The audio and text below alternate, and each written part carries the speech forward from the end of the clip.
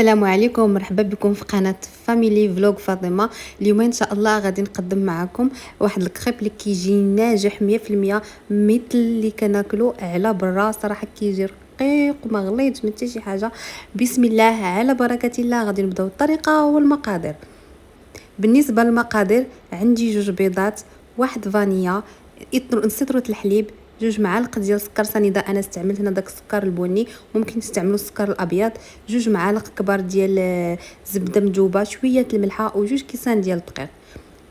كناخذ الخلاط ديالي كندير فيه جميع المكونات اللي قلت معكم في الاول.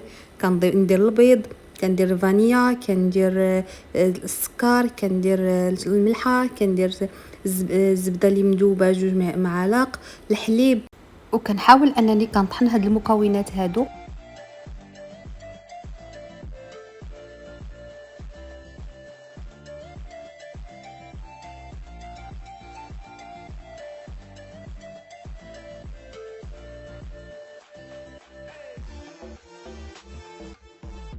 وهنا من بعد ما طحن لي دوك المكونات الاولى اللي سبقت، كنضيف دوك 2 كيسان ديال الدقيق، ومن بعد كنعاود انني كنطحنهم تاني مزيان. البنات كنطحنيه مزيان ياك ومن بعد فاش كطحنيه كنخلوه كيرتاح قد ما ارتاح، قد ما كيطلع لينا الكريب ديالنا مزيان وخفيف وما كيكونش كيكون رقيق، كيكون بحال ديال المحلات. راه قد ما ارتاح راه تقدروا تخلطوه في الصباح وما طيبوه حتى العشيه، وراه حيت ما تكون فيه لا خميره لا حتى شي حاجه. راه صراحه راه كيجي رائع وزوين.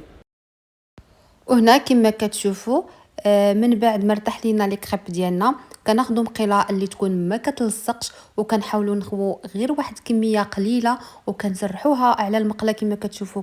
كندير وكنديروا على النار اللي تكون معتدله باش ما يتخطفش لينا لي كريب ديالنا.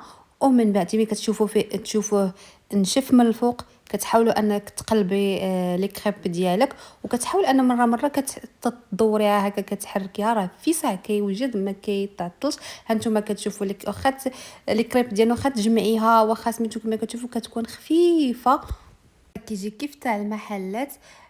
نحاول انني نعاود معكم واحده اخرى نفس الطريقه، انني كنخوي لي كريب ديالي بشويه بشويه، كنحاول انني كنسرحها. الا خصني شويه كنزيد نقي بحال هكا بقيطه بقيطه باش كنسرح وكتكون رقيقه ليا، وكنديرها على النار وكنخليها تاني حتى كتنشف، وكنعاود نقلبها وكنمشي بهذه الطريقه حتى كنكمل لي كريب ديالي. وعلى فكره البنات، هاد المقادير هادو اللي عطيتكم راه تيعطوا كميه وفيره، يعني كثيره، ما كيعطوش كميه قليله. انا راه عندي مقله كبيره وتبارك الله خرج ليا شحال من وحده.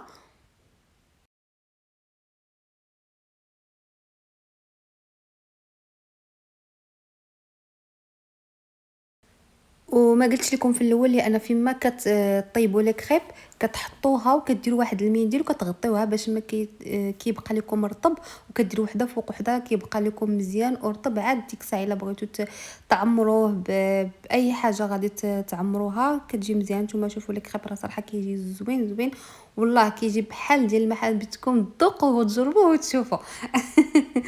هنايا حاولت انني ندير فيه غير الشوكولا. بالنسبه لهذا التزيين يعني كيبقى الواحد كل واحد على حسب الرغبه اللي عنده، اللي كيبغي اللي ما كيبغيش.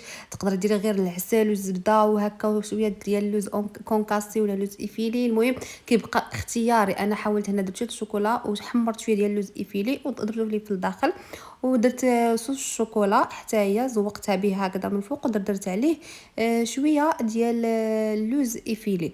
تقدروا ديروا فيه البنان اولا تفاح معسل، ولا المهم كل واحد كيبقى على حسب الرغبه وشنو كيبغي وشنو اللي كيحب.